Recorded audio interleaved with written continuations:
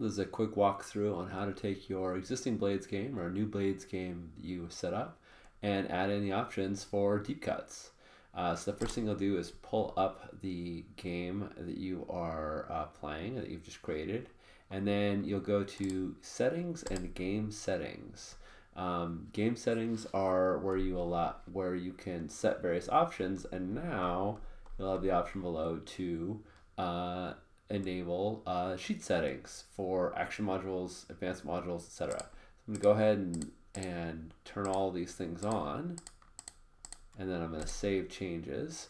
These are now defaults for this game, and if I go in and launch the game, once it's saved, yep, it looks like it's saved.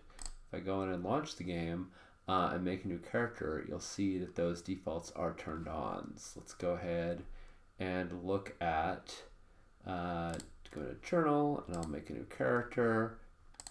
And if we look at the character, you'll see that the new harm track is there, the det track is here, the advancement clocks are here, edge is tracked over yonder.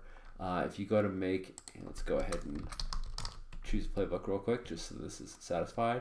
If you go to make a roll, you'll notice, for instance, if I go to skirmish, there is no control option because in the action rolls with the threats of deep cuts, we don't roll for controlled. Similarly, if I click on prowess, it's going to give me the options for pushing. So let's say I want to push here. You'll notice now I get the results that are tied towards to a push rather than a resistance roll. And you'll also notice that my items are broken up between light items and heavy items based on having a discrete or conspicuous load.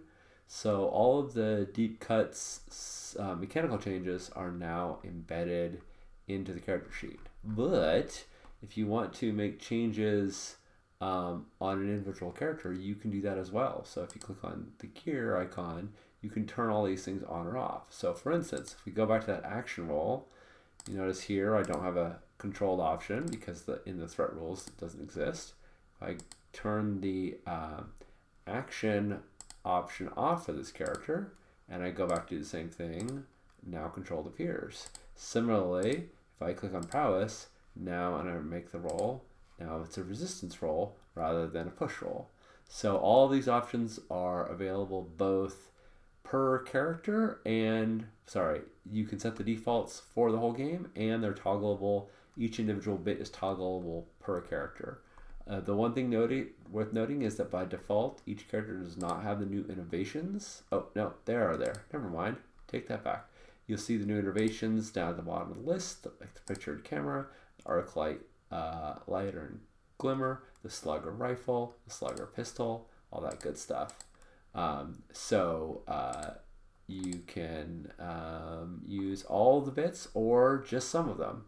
You know, if you decide you're not using, say, the advancement mechanics or the advancement rules, turn that off, go back down here, and you'll see the XP trigger has been restored.